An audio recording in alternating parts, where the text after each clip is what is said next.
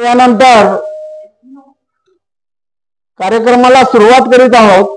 जे काही व्यक्ती जमलेले असतील त्यांना घेऊनच आपण या कार्यक्रमाला सुरुवात करीत आहोत। तरी आपणास विनंती आहे की गावातील जे मान्यवर उपस्थित आहेत त्यांना मी विनंती करतो, नामदेवजी चौधरी जे MSCB ला आहेत कंत्राटी बेसवर, त्यांना मी विनंती करतो की ते संविधानाच्या प्रतिमेला फूल वाहून कार्यक्रमाला सुरुवात करतील।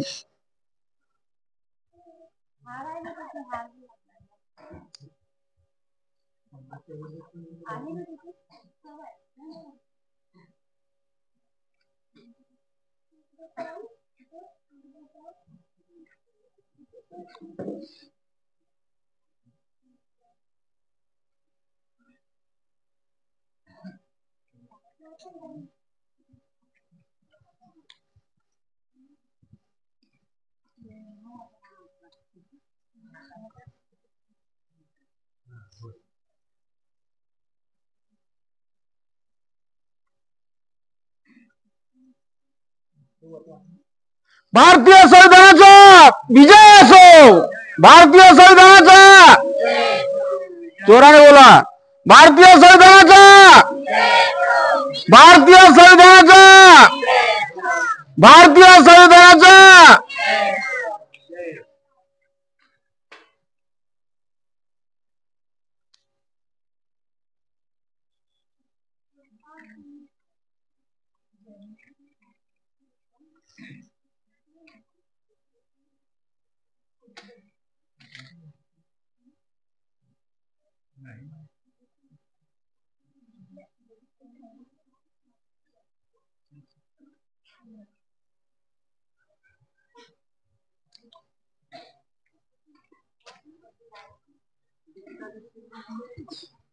आजच्या कार्यक्रमाला कोणालाही अध्यक्ष म्हणून घोषित करण्यात आलेलं नाही आहे। तरी मी नामदेवजी चौधरी यांना विनंती करतो की त्यांनी डॉक्टर बाबासाहेब आंबेडकर यांच्या प्रतिमेला 2 फुलं वाहावी।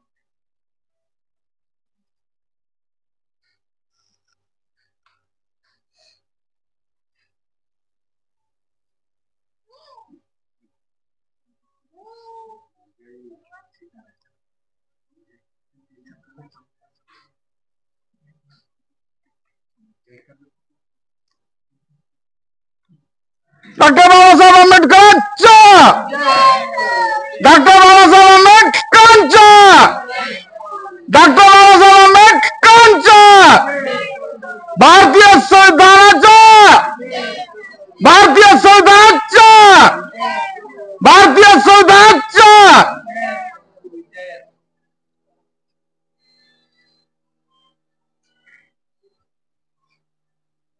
मान्यवर पाहुणे मंडळींनी आपापल्या जागी बसून जावा। यानंतर भारतीय संविधानाच्या उद्देशिकाची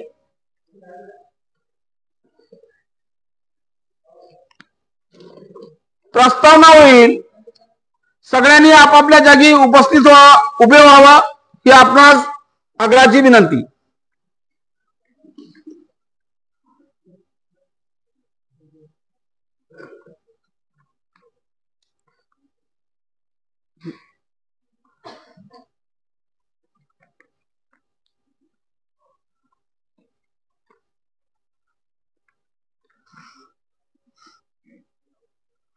माझ्याकडे पाहतच राहशील.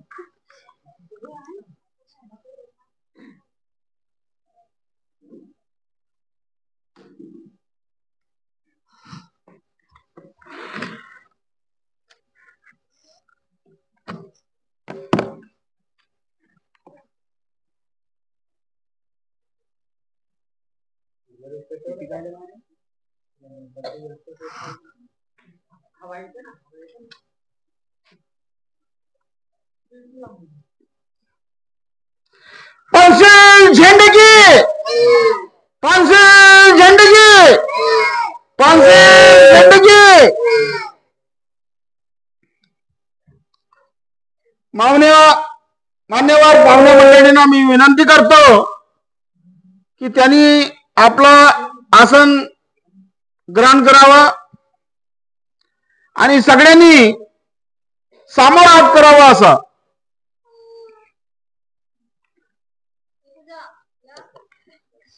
आणि जे आबालवृद्ध असतील, त्यांचे आई वडील असतील, त्यांना मी सुद्धा विनंती करतो की त्यांनी आपल्या आबालवृद्धांना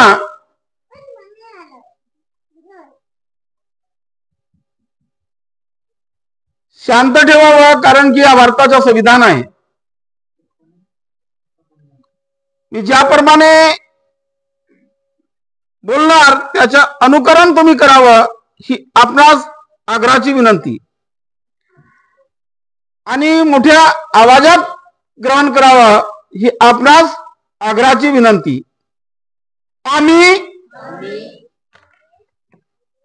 भारताचे लोक, भारताचे एक सार्वभौम समाजवादी धर्मनिरपेक्ष लोकशाही गणराज्य घडविण्याचा व त्याच्या सर्व नागरिकांस सामाजिक, आर्थिक व राजनैतिक न्याय, विचार, अभिव्यक्ती, विश्वास, श्रद्धा व उपासना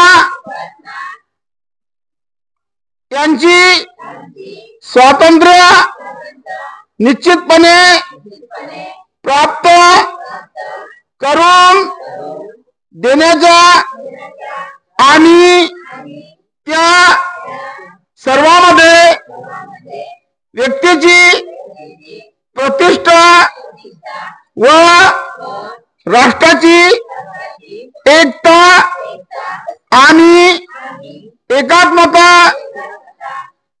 यांचे आश्वासन देणारी बंधुत्व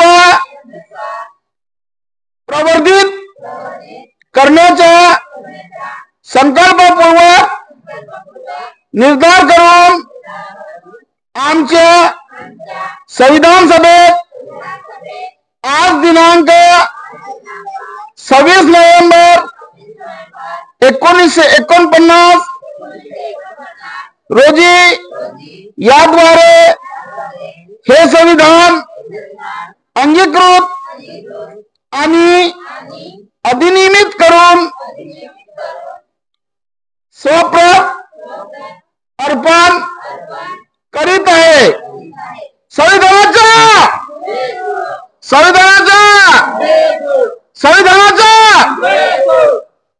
बसून घ्या आपल्या जागी.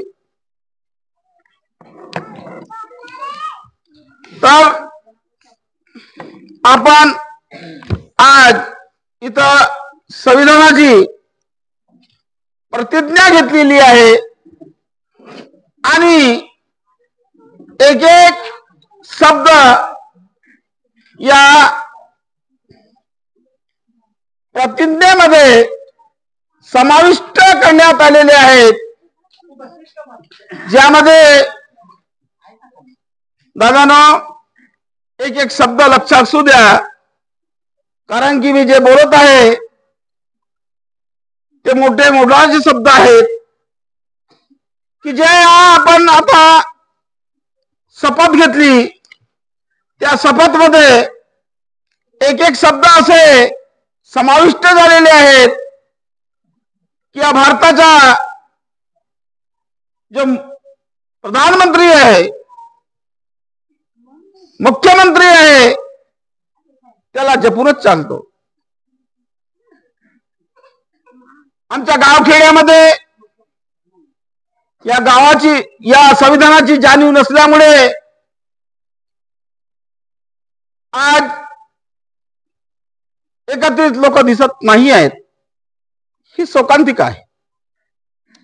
काही लोकांना असं वाटतंय की संविधान म्हटलं म्हणजे कोणी एका व्यक्तिविशेषाचा आहे, पण नाही. हा संविधान या भारतात सगळ्या जातीच्या, पंथाच्या, धर्माच्या सगळ्यांचाच आहे. आता नुकत्याच काही 2-4-8 दिवसाच्या अगोदर 20 तारखेला निवडणुका पार पडल्या. तुम्हाला माहित आहे, जे कोणी निवडून आले त्यांचं स्वागतच आहे, हे कारण की लोकशाही आहे. आपण त्यांचं स्वागत करतो. कारण एखादा ग्राउंड असला आणि त्या ग्राउंड मध्ये 2 पैलवान उपस्थित असतात. त्या पैलवानापैकी एक पैलवान जिंकतो, एक पैलवान हारतो. हे विचार करण्यासारखी गोष्ट नाही आहे. परंतु या देशामध्ये या भारतीय संविधानाने आम्हाला जखडून ठेवलं, त्याची आपण किती उपासना करतो हे सगळ्यांचं कर्तव्य आहे. प्रथमच या गावामध्ये 26 नोव्हेंबर हा दिवस माननीय नरेंद्र मोदी या भारताचे पंतप्रधान यांनी सांगितलेल्याप्रमाणे माझा हा समाज आणि काही इतर लोकही समाजाचे आहेत ते साजरे करीत आहेत. परंतु काही इतर समाजाचे, काही कॅटेगरीचे लोक आज इथे दिसत नाहीत. ती मोठी शोकांतिका आहे. जाऊ द्या, आम्हाला त्याची काही काळजी घेण्याची काही आवश्यकता नाही आहे. परंतु एक लक्षात असू द्या, मनोज राजांनी एक गीत लिहिलं होतं आणि कडूबाई खरातनं ते गायलं होतं, तुम्ही खाता त्या भाकरीवर बाबासाहेबाची सही आहे रा. याच्यावर मी खूप अभ्यास केलो की हे बाई ही का म्हटली अशी, तुम्ही खाता त्या भाकरीवर बाबासाहेबाची सही आहे रा. खरोखरच जेव्हा आम्ही या संविधानाचं वाचन करतो तेव्हा आम्हाला कळून येतं की आम्ही अंगामध्ये वस्त्र सुद्धा घालतो आणि जेवण सुद्धा करतो. खरोखरच त्या बाबासाहेबाची तेच त्याच्यावर सही आहे.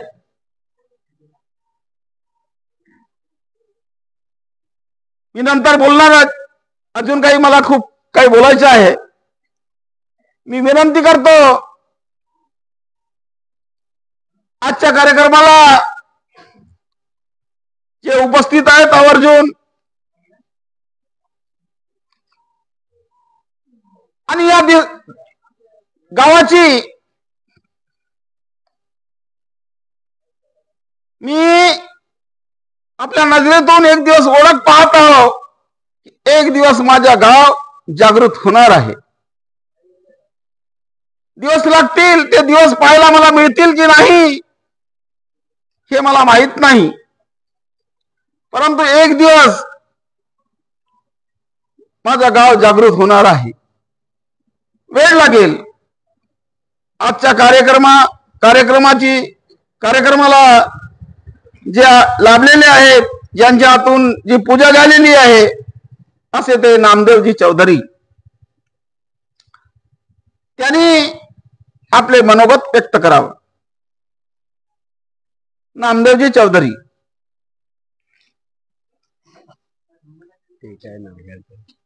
बोलती कोण राजांची घडीवरचे आमदार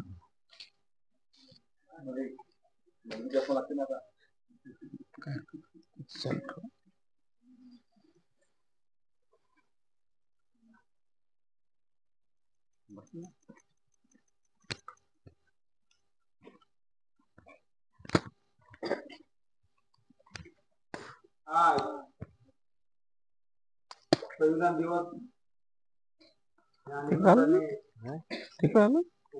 ठीक राहिलं ना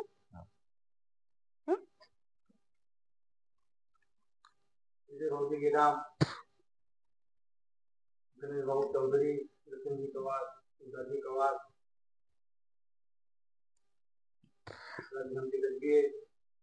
बागडे आणि आमचे सर्व महिला मंडळ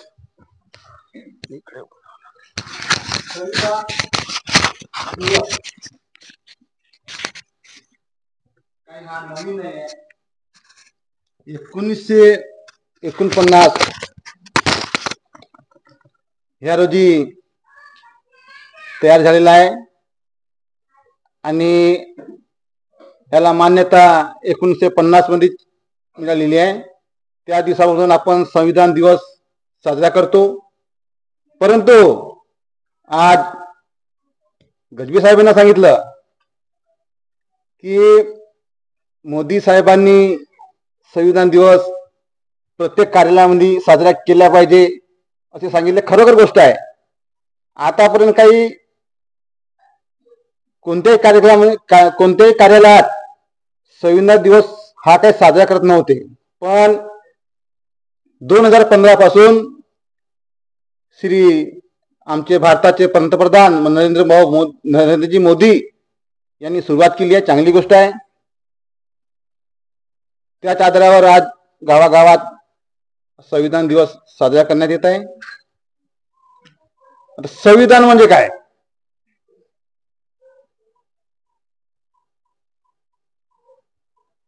संविधान म्हणजे समानतेचा अधिकार.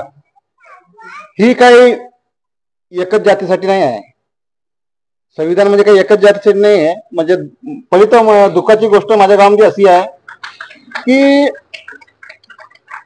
हा सर्वांसाठी आहे, सगळ्या जातीसाठी आहे. अहो संविधान राहिला नसता काय झालं असतं? म्हणजे हे फारच दुःखाची गोष्ट आहे. सगळ्या धर्मांनी सगळ्या जातींनी इथं उपस्थित झाल्या पाहिजे होता आज. तसेच माझे जे बौद्ध बांधव आहेत, आदिवासी बांधव आहेत, यांना मी सांगू इच्छितो ह्या दिवशी तरी तुम्ही उपस्थित राहा आणि संविधानाचा अधिकार काय ते समजून घ्या. आपण संविधानाबद्दल काय आता आम्ही शपथ घेतली ना, संविधान काय काय वाचले, काय काय तुम्ही बोलले, तुम्हाला माहित नाहीये. पुष्कळ गोष्टी आहेत त्याच्याबद्दल मी काही जास्त बोलत नाही. तरी मला बोलण्याची थोडी संधी दिली गजबे साहेबांनी. मी धन्यवाद करतो आणि एवढा म्हणून आपले दोस्त समाप्त करतो. जय हिंद, जय संविधान.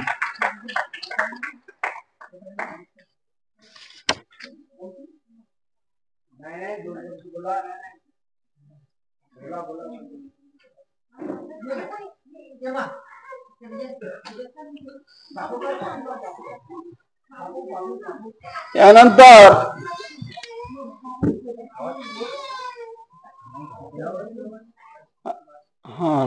राहू द्या.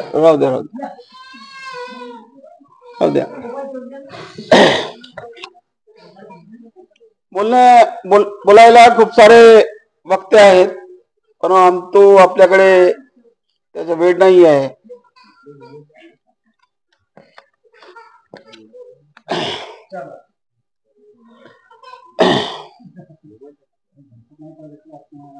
तरी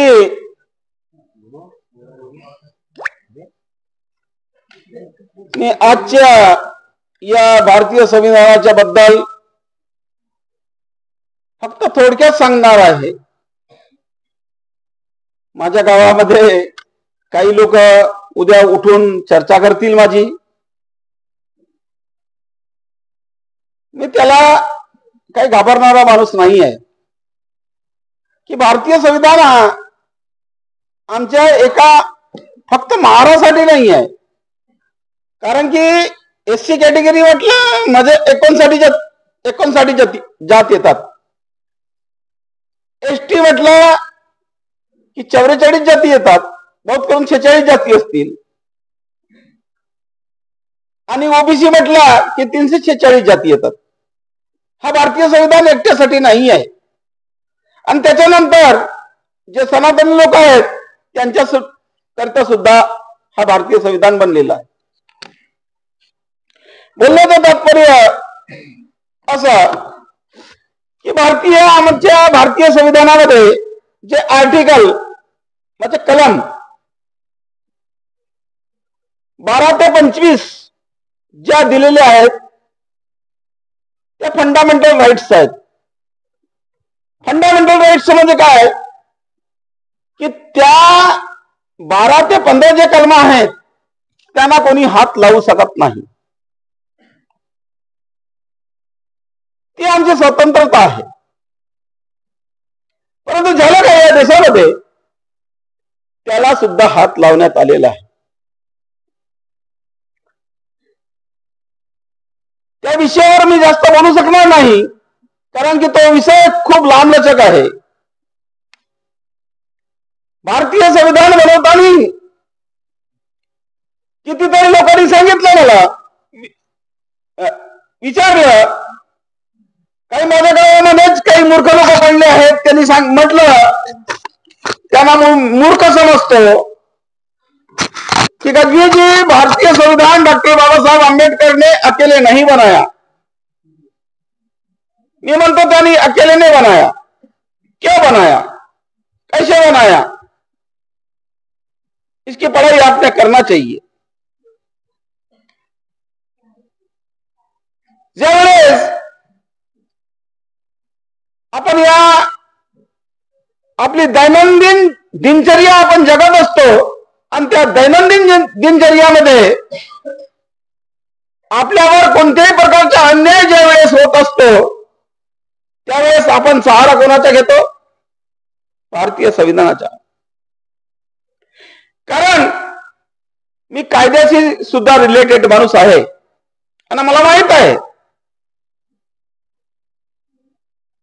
की दिवाणी कोर्ट असो, डिस्ट्रिक्ट कोर्ट असो, हाय कोर्ट असो किंवा सुप्रीम कोर्ट असो, हा भारतीय संविधानावरच चालतो.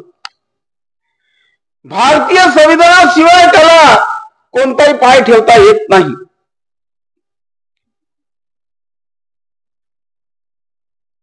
ज्यांना असं वाटत असेल की या देशामध्ये भारतीय संविधानाला सोडून काही जर चालत असेल, जर तुमच्या मनगढत कहाण्या, जर तुमचे काही विचार असतील ते जर चालत असतील तर अजिबात चालत नाही. ते फक्त भारतीय संविधानाशिवाय चालू शकत नाही. एखादी आमच्या घरी चोरी झाली तर आपण कुठे जातो, पोलीस स्टेशनला. पोलीस स्टेशनला कायदा कोणाचा चालतो, भारतीय संविधानाचा. आयपीसी आता नरेंद्र मोदीने त्या आयपीसीचा बीएनएस केला. 3 कायदे अस्तित्वात आणलं त्यांनी, परंतु ज्या कलमा होत्या जुन्या त्या त्यांनी नष्ट केल्या नाही. जे कायदे आहेत ते जसेच्या तशा आजही आहेत. बोलण्याचं तात्पर्य असं की आज गावागावामध्ये भारतीय संविधान म्हटलं म्हणजे कितीतरी लोकांच्या अंगामध्ये एका प्रकारचा देव संचरतो आणि त्यांना वाटते की भारतीय संविधान म्हटलं म्हणजे फक्त महारांचा आहे. महार म्हटलं म्हणजे कोण की शेड्यूल कास्टमध्ये 59 जाती ज्या आहेत त्या 59 जातीपैकी महार हा समाज म्हणजे भारतीय संविधान. मला दुःख होतो या गोष्टीचा. शेड्यूल कास्टमध्ये 59 जाती येतात आणि 59 जातीपैकी या देशामध्ये फक्त महार समाजात सामोर येतो आणि प्रत्येक प्रवर्गाच्या व्यक्तीला न्याय मिळवून देतो. ही खरी वस्तुस्थिती आहे. आज या देशामध्ये जर मंडल आयोग लागू झाला, या देशामध्ये लोक जळत होते की पुन्हा महाराणा 59 जातीपैकी महाराणा फक्त आरक्षण मिळत आहे. त्यावेळेस माझ्या महार समाजाचे लोक, फक्त 59 जातीपैकी महार समाजाचे लोक या भारतामध्ये समजवत होते की दादानो, ओबीसीनो, की हा आरक्षण आमच्यासाठी नाही आहे, हा आरक्षण 27.5% आरक्षण तुमच्यासाठी आहे. आणि माझ्या महार समाजात या देशामध्ये फिरत होता. लोकांना वाटत होतं की त्यावेळेस की मंडल आयोग म्हणजे काय. आजही ओबीसीला हा मंडल आयोग नाही कळला. ते घरचे दारचे होऊन गेले तरी पण मंडल आयोग त्यांना कळला नाही. असे कितीतरी ओबीसी समाजातले लोक आहेत त्यांना मंडल आयोग कळला. मी त्यांचं स्वागत करतो. त्याचप्रमाणे एसटी समाजातले लोक आहेत, अनुसूचित जमातीचे लोक, 46 जाती आहेत त्याच्यात. मी 44 म्हणत होतो परंतु 46 जाती आहेत त्यांच्यात. त्या 46 जातीपैकी काही असे लोक आहेत ज्यांना फक्त भारतीय संविधान समजला. मी आपल्या गावामध्ये फिरलो. माझा लहानसा गाव आहे. न्यूज कॅप्चर करणाऱ्याला मी विनंती करतो की माझी आवाज नीट आणि माझा चेहरा विशेष करून व्हिडिओ मध्ये येऊ द्या. की हलबीटोला गावामध्ये मी एक असं घर पाहिलं ज्याचं नाव आहे नामदेवजी चौधरी आणि त्यांच्या घरी डॉक्टर बाबासाहेब आंबेडकरांची खूप मोठी प्रतिमा लागलेली आहे. आता त्या नामदेवजी चौधरीने डॉक्टर बाबासाहेब आंबेडकरांची प्रतिमा लावली म्हणून त्याची कॅटेगरी बदलली का? अजिबात होऊ शकत नाही. मी या चुनावी दौऱ्यामध्ये होतो. या गोवारी समाजाने निवडणुकीवर बहिष्कार केला. कितीतरी मी त्यांच्या नेत्यांचे डिबेट घेतलो. म्हटलं दादा की तुम्ही या निवडणुकीवर बहिष्कार करीत आहात. अरे बाबांनो, तुम्हाला एका मताचा अधिकार देणारा माणूस कोण होता? किती कष्ट सहन करावा लागला त्या माणसाला, म्हणजे तोच डॉक्टर बाबासाहेब आंबेडकर. डॉक्टर बाबासाहेब आंबेडकरांना आम्ही जो एक मत देतो तो मत देण्याचा अधिकार प्राप्त करून घेण्याकरिता 17 कमिट्यांच्या समोर डॉक्टर बाबासाहेबाला किती परिश्रम करावा लागला हे किती लोकांना माहित आहे. गोवारी समाजाने जो विरोध केला, मतदान नाही केला, त्यामुळे त्यांना आरक्षण मिळणार आहे का? अजिबात होऊ शकत नाही. कारण मताचा अधिकार जो दिलेला आहे, प्रत्येकाने मत कोणत्याही पक्षाला द्या, याच्यात काही मतभेद नाही आहे, पण मतदान केले पाहिजे. अजून तुम्हाला सांगतो की बहिष्कार करणे म्हणजे एका जातीचा नसतो. पुऱ्या गावाने जर बहिष्कार केला तेव्हा यंत्रणा हलत असते. तेव्हा कलेक्टर असेल तो तुमच्या गावी येईल, तुम्हाला समजवेल. परंतु एका जातीने जर बहिष्कार केला तर ते तुम्हाला मोजत नाही आणि त्याच्याने तुमचा कधीही फायदा होऊ शकत नाही. कारण की ह्या गोष्टी तेव्हा केव्हा कळतील तुम्हाला की जोपर्यंत तुम्ही इतिहास वाचत नाही तोपर्यंत तुम्हाला या गोष्टी कळू शकत नाही. आज आम्ही संविधान दिवस पार पाडत आहोत आणि या संविधानामुळे कितीतरी लोक,